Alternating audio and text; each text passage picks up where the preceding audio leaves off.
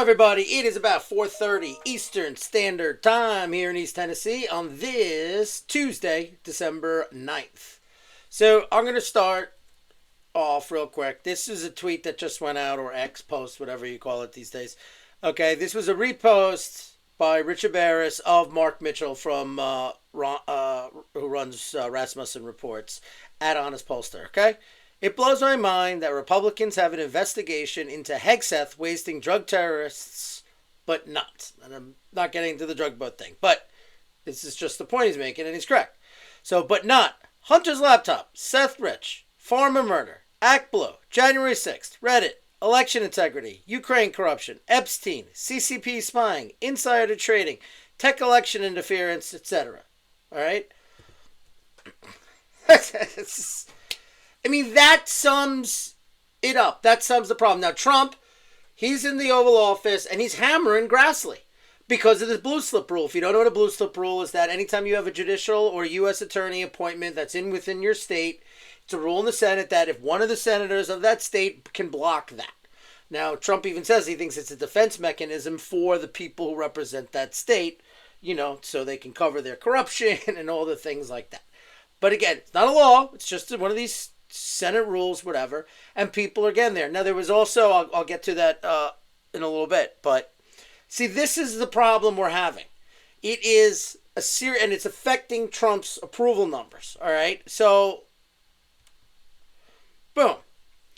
Okay, now this is Rasmussen, it's Brianna reposting Rasmussen's new poll. President Trump's approval numbers took a massive, massive dip, okay? There you go. He's sitting around 43, 42%. Okay? All right? Trump's approval rating is down because the people that voted for him feel left down and betrayed. Why aren't his closest advisors telling him this? Because they are frauds. Now, I think things are starting to get through to Trump. One, you have that foreign policy strategic memo that was released, which clearly has earmarks of Eldridge Colby in there. Possibly some Tulsi Gabbard and whatever. He's got this economic message today in Pennsylvania with the rally, okay? He's trying to tout the tariffs, okay? Remember, that's about reindustrialization, but that is going to take a long time. He has broken, okay, you have a Republican Party now that is not codifying anything, nothing. Everything that Trump has done, except for BBB, can be reversed by a pen stroke of an executive order, okay? Reversed by a pen stroke. There's nothing codified along. And then the Republicans' leadership is already working on a megabus to take them all the way to the end. Okay? All the way to the end of, through the election year and the midterms. Done. Nothing more. They're scheduled for 115 days of legislative power.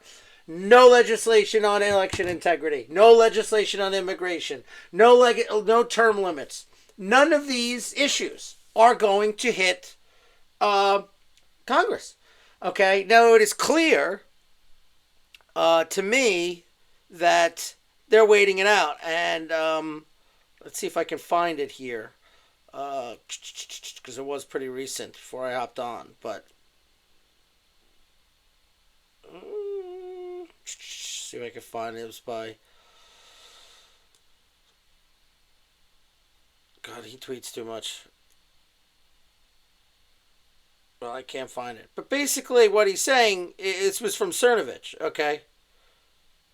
And the issue is with Cernovich is basically, he said that the Republicans have given up on the midterms, okay? He given up on the midterms. They already know they're going to lose, okay? Because they want Trump out. Now, we've spent years taking over our local parties, state conventions, county conventions, getting America First people there, really doing it, okay? And put together this America First coalition with, quote-unquote, traditional Republicans, America First Republicans, conservatives, evangelicals, etc. And then we brought in center-right leading America First types who were not Republicans, independents, younger voters, working-class males, particularly, and they are disproportionately minority, into this 2024 coalition.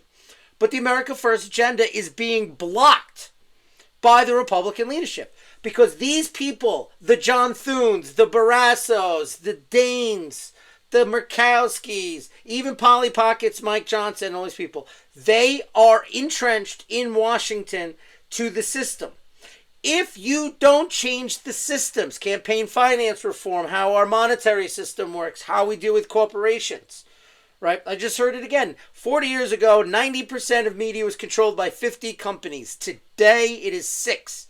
And how is that? Well, that's more media now, but at least in the traditional sense of the media, okay? You influence narratives. It's not hard to pick up a phone and call a corporate report. Hey, here's the narrative of our day, right? This is how you get ABC, CBS, The View, NBC going. Danger democracy, danger. They're all on the same page. They get their talking points because it's so consolidated, okay?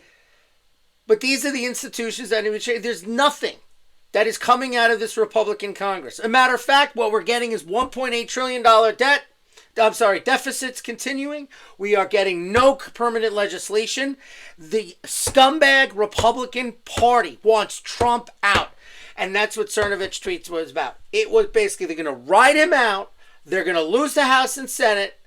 And they are going to let Trump be impeached. I happen to know the Democrats are already working on impeachment right now. Okay? So they're working on it. Republicans aren't doing nothing. Trump is trying to scramble. It is why Indiana State Senate president is blocking the new redistricting. Is because, and Pence, remember he's an Indiana guy, he's behind that. Because they want Trump out. They want to go back to the Bush and Cheney days and their pet projects, whatever. And if Republicans just run these few red states in the South, they're fine, and Democrats run the whole country. They don't care because it's about them, their special interests, their gravy train. Okay? They only come out for election time. They've done nothing. They should nuke the filibuster to codify this stuff because the Democrats are going to do it. And at the way it's looking, they're going to win the election in the midterms. Okay? Even if we get some redistricting in. Okay? Because this coalition is fractured. And it's the Republican Party. We have to primary these people out. It is ridiculous that they can't do anything. They don't represent you. South Dakota in this mega bus, according to Senator Mike Lee, is getting $42 million for one freaking school district. John Thune is the senator of what state? South Dakota. Screw inflation. Screw the purchasing power of the U.S. dollar domestically. Screw all of that. Screw what Trump won on. Screw the America First agenda. Just screw it. As long as we keep our donors happy. Donors want us to bomb Iran, we'll bomb Iran. Donors don't want the states to regulate AI, then we don't regulate. They don't represent the people. We do not have a representative democracy. We have a technical oligarchy driven by cultural Marxism, okay, and a feudal system run by 535 assholes, okay, minus maybe 15, a few on the left and a few on the right, who actually want to represent their voters. Whether I agree with them 100% or not is irrelevant. Okay? But that's who we have. Okay? They're worrying about their little system in the Senate. Maybe if you had a real job, didn't work there for 40 freaking years, and get out, and instead of letting pundits just go to the door. Maybe the Republicans should get wiped out. Primary, every single one could. Everyone we win, we go to the doors and just stay home and let them get washed. Because it's red state Republicans. Because they have been red states so long, the people just think the Republicans are doing good, and they do good on the state level. But when it comes to the federal level, this is who our party's backing, so we'll keep voting him in, voting him in, voting him in. And they use the machines, because of the party machines, because of the low turnout, to drive turnout to the polls to reelect these jerks. Like Thune, like Barrasso, like Murkowski, like Daines, like Cotton. Mr. Cotton, the only Republican to vote vote for Biden's omnibus. Why? Money to Ukraine. He cared more about the neocon agenda 3,000 miles away in the Donbass than he did about the families of Arkansas. Goodbye, Mr. Cotton. Goodbye, Dr. Cassidy, slamming freaking RFK, one of the more successful aspects of the Maha movement inside the Trump administration. Get rid of him. You have to stop voting for Republicans because they're Republicans. All right? Republicans from New York, Long Island, all they cared about was salt. Salt. So in the BBB, they gave tax cuts of $30,000, okay, because you could deduct from 10 up to 40 now of salt deductions to blue states. Voters you don't need. just because that's what they did. At least those congressmen represented their districts in that case. But in a Democratic wave, they're going to get swept out too. Okay, and rightfully so, because Lawler, Lota, that other guy, is it Gabarino still there? Whoever it is, they're all useless from there. Absolutely useless.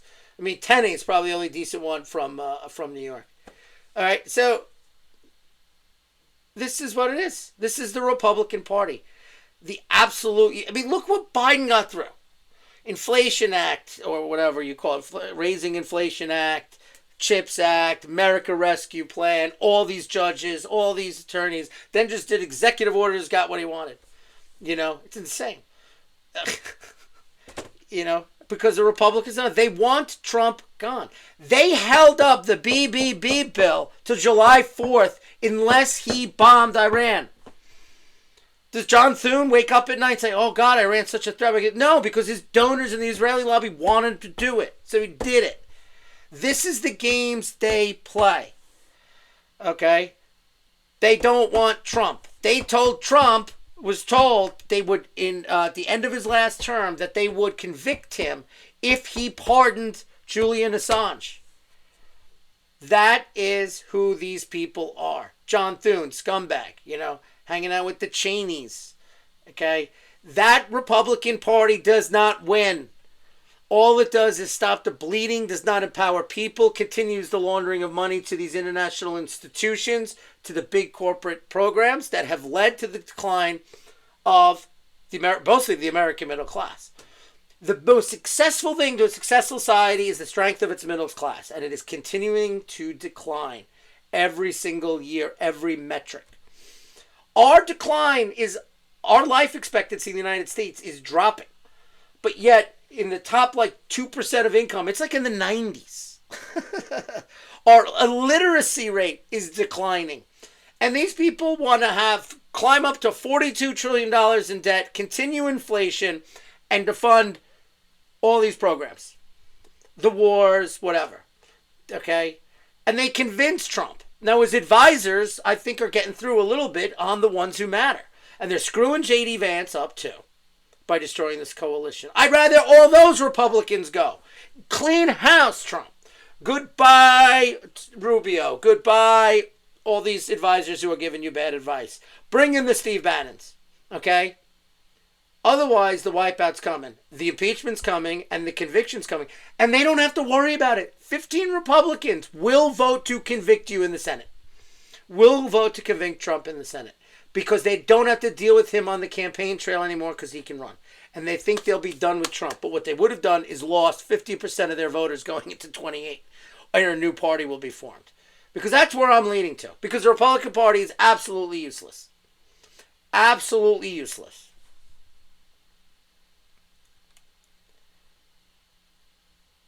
Yeah. Cernovich, Trump didn't crack down on Antifa his first term. The left learned they could beat the fuck out of people and nothing would happen. Even now, what's the message? They murdered Charlie and still operate, blah, blah, blah. Okay? A lot of innocent people will suffer if Democrats take power. Well, true. Otherwise, I would have, that's what I'm saying, maybe let them get the power. Let them destroy this country so bad that we can destroy these institutions and rebuild them. This shit is a joke. Charlie got murdered and the Republicans in Congress took a vacation. Trump is doing Qatar or Israel or Ukraine again. Fuck the American people is the message. And that's the message these people who joined the coalition have received. And that's why his approval is at 43%.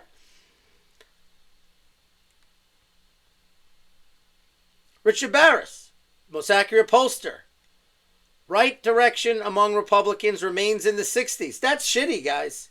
Strong approval struggles to crack 50%. And has remained below 50% since September. And it's the Republicans and some of the people that Trump put around him that are causing this. This is what I was talking about. President Trump was caught on a hot mic, okay, calling out the Republicans for allowing Democrats to run the clock down on his administration. See, he knows it. But this is your last chance, Trump. Go to war with these people, replace these people, and drive it. Go to the people. Rely on true allies in Congress, true allies in the Senate, and go to war. Because you're not going to win anything, but at least you could You're not going to convince these people and maybe get what you want, but at least you'll see the people who voted for you that you're trying to do it and you're calling out the problem. And then you get into these primaries. Instead, pull the endorsement for Graham, pull the endorsement for Cassidy, pull the endorsements of all these people, and start back in primary voters and start throwing your war chest at them. That's how you change it and get things through. And then people will get so scared for this term, maybe you'll get a couple things through. Or maybe you actually hold the House. Imagine that. People come out and say, well, Trump's doing it. I got to vote for these guys, especially these ones in the primaries we won.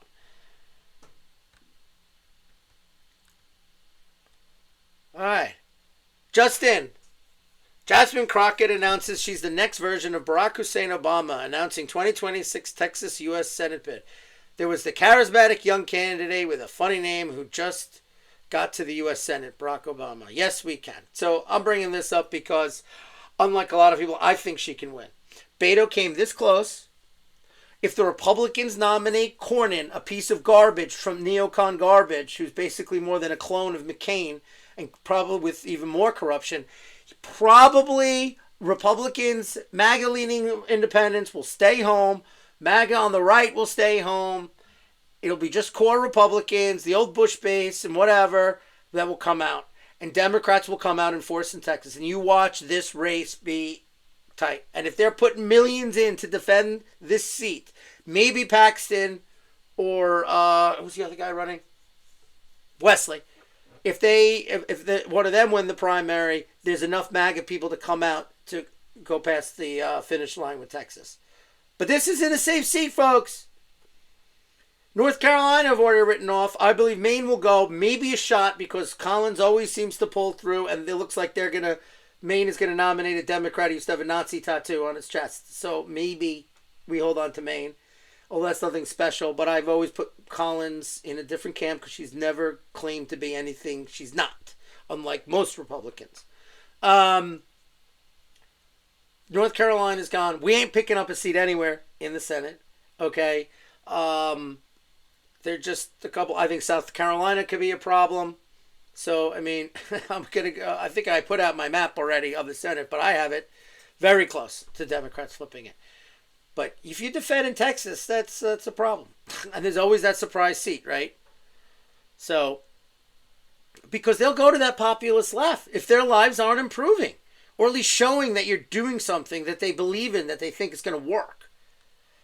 Which is why I think the advisors are getting through. Well, Trump, I said earlier, is going to Pennsylvania today. Pass the map. Indiana GOP. This is just the beginning. 9-0 or bust. Well, here's a guy. They did in the House, but they're short in the state Senate to go from a 7-2, 9-0 map. Telling you, because they don't want the chance Republicans to take it, because they want to just end Trump. That's it. That's the driving factor. All right. And the establishment leadership there is tied to Pence, has said no in the Senate. And they don't have the votes in the state Senate. So while California goes, whatever, we're going to have to redistrict again in Florida, redistrict again in these other states. You know, Ohio's not going to happen because DeWine's just a freaking loser. All right. Now, this is what I'm talking about. Things to go. Trump puts out the immigration going back into history in 1924. And this is Andy Ogles from Tennessee. Should we repeal the Hart-Celler Immigration Act? The Hart-Celler Immigration Act scrapped the highly effective national origins quota system and replaced it with an immigration registration built to favor third world migration. It opened the doors to mass inflows from the developing world, permanently reshaping our nation's demographics. Because of Hart-Celler, foreign mafias, third world gang lords, and communists took over in every major city. Blah, blah, blah. Yeah, that's what I'm talking about. Everything Trump does on immigration, he's not going to get out all the people that came out of Biden. It's not going to happen at the rate they're going. So they're just going to go, get in, stop the enforcement, and the planes will start coming, the trains will start coming, the cars and buses will start coming. Again, they'll let another 10, 15 million. Catholic charities will grease the wheels of that and other globalist organizations. Okay? That's it. Okay, we need a Congress that's going to change this law. Now, notice all these laws, everything in the 60s. We got Federal Reserve off the gold standard. We got change in immigration law. So the two biggest things that have seen the real income and decline of the dollar in the United States drop. That's when these started. Cultural things, then throw in the deindustrialization and globalism of the late 80s going through then. And the consolidation of businesses. You heard one guy on the radio talk about this Netflix, Paramount buyout, capitalism at work. It's not capitalism, it's full control. iOS is a platform that everybody has to use now to do anything with an app. That should be more of a utility. Have control of all that information. Google, 90% of people use Google as their search engine. They get to decide what people see first. That's control. That's a utility. Utilitize that section of Google. These are the kind of things you do. Break up these monopolies of big pharma. Fix the immigration. And you know the way it won't? Because corporate America does not want to fix the immigration system. And that's who these assholes are beholden to. Even though they donate more money to Democrats. Even though they donate more money to Democrats. Wall Street corporations, whatever. But yet they still do it. My biggest thing, no corporate money, no corporation money, no union money, no government money, nothing. You have to raise the money in your districts by individuals. You set a higher cap so they can raise enough money. And that's who you're beholden to. Then and term limits. Then watch real legislation occur. Because then they are going to be accountable to the people. We the people. Not we the corporation, not we the public union, not we NATO, not we World Bank, okay? Not we military-industrial complex, not we the administrative deep state, we the people. But we are anything but. Anything but. And to even pass judgment on other nations, whatever, people say, what's the most corrupt country? I say United States. The only reason why it doesn't matter is because it's legal here. That's the difference. I love when people, it's like when they compare crimes. Like, oh, this state, it's crime, whatever. It's like, you don't enforce those crimes. You don't arrest people on it. Of course, you might show lower numbers in some categories. My state, they still arrest for the smallest amount of marijuana possession. So that's going to show up on more misdemeanors. Anyway, I digress. But these are the things we need to do. This is stuff that people are talking about, like Andy Ogles. No, not the Republican leadership. And believe me, all these MAGA people attacking MTG is not Trump. Everything Trump does is not right. He has to listen to these asshole advisors, and sometimes he makes the right decision because he knows he can't go another way if he wants to get another thing done. And that's the games that goes on behind the scenes, and I get that. But this is it. This was our chance to really make substantial changes and get that train rolling, and we're squandering it. And it's because of the Republican leadership. Period. Period. It is because of the Republican leadership. They are just class one jackasses. They're not even jackasses. It's just corrupt scumbags. There's nothing good about them. Okay? All of them. So when they go after MTG tried to do things. MTG is calling out Trump because he's going over. And why should she get attacked? Why should MTG and Massey get so attacked? Meanwhile, he gets crap for all these other issues from other representatives, particularly behind the scenes. Okay?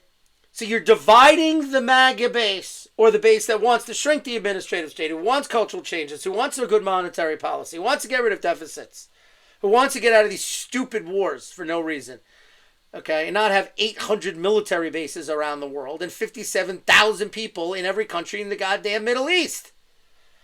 But no, we'll split us so Thune and Barrasso and all these people can freaking,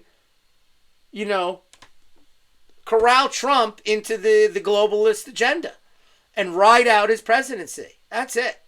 If they don't get anything done, I'm seriously not voting in 2026. It'll be the first time I haven't. I will not. It won't matter to me. I might go out for state reps, but when we get to my house, I'll probably do it. But I'm, just to make a point, Senate race, governor race, just make a point.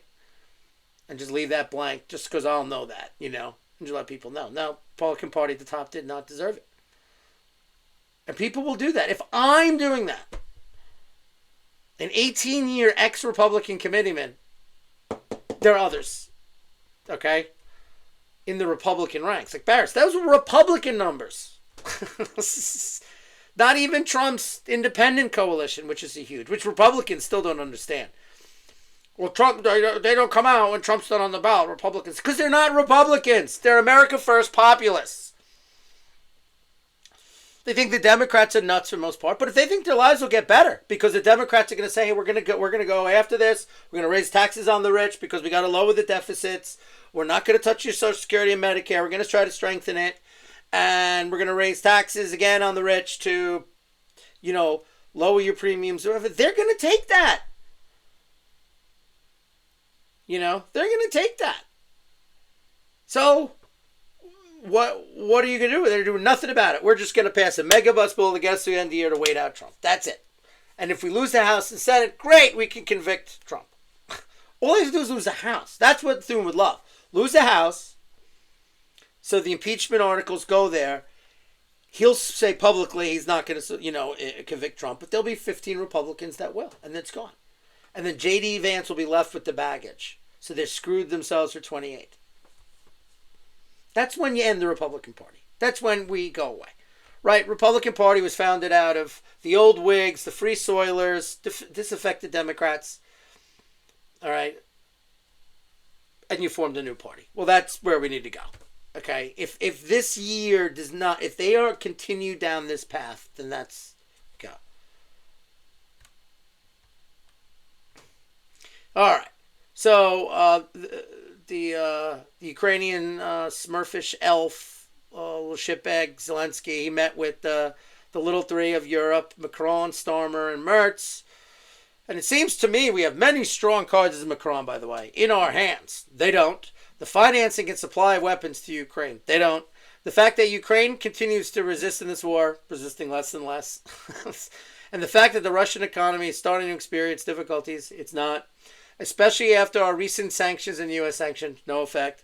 The Russian economy is becoming like the French economy, but the Russian budget doesn't run such large deficits compared to France. Yeah, Russia's debt to GDP is only 17%. All right, and they lowered it last year. So their debt, not deficit, debt, lowered it, which is only less than 20%. So I don't even know how he compares it. But yeah. They don't have the money. They're not going after that. It looks like they're not going to get that $300 billion assets.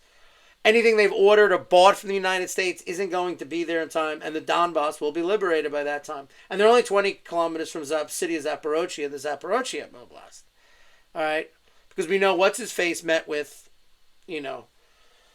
Witkoff and Kushner met with them. But no one's going to accept it. We knew the Ukrainians, Europeans weren't going to accept it. That gives the Russians say this is a good start. And then they don't accept it. And that's it. Trump needs to pull the plug and walk away from this war. End of story. Just move on. All right? This is my example. This is the Seversk, small little town. Right near Kramatorsk, going in, so they're getting closer and closer in that last bit of Donetsk region. Okay, here is up here.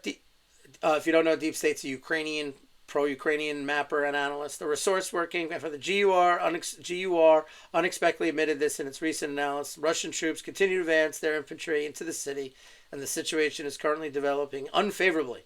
The city is gradually passing into the hands of the Russian armed forces. All right. Here it is again, and this is near Konstantinovka, just south of Sloviansk and Kramatorsk. You can see the Russian flag up there. Okay, and this is a drive in Orikhiv, that's Zaporozhye region, Zaporozhye to the west. I mean, they're just driving on every front because it's close. I've heard a lot of stories now that they're surrendering in droves, the desertions, because they don't even have food. You know what I mean? The Ukrainians don't have food, so they were no problem surrendering in mass. I mean, the ISW has their desertions 17 to 20,000. I've heard as high as 40,000 a month. Not to mention the 2 million dead, missing, or incapacitated. So you can send them all the weapons you want. They don't have the bodies.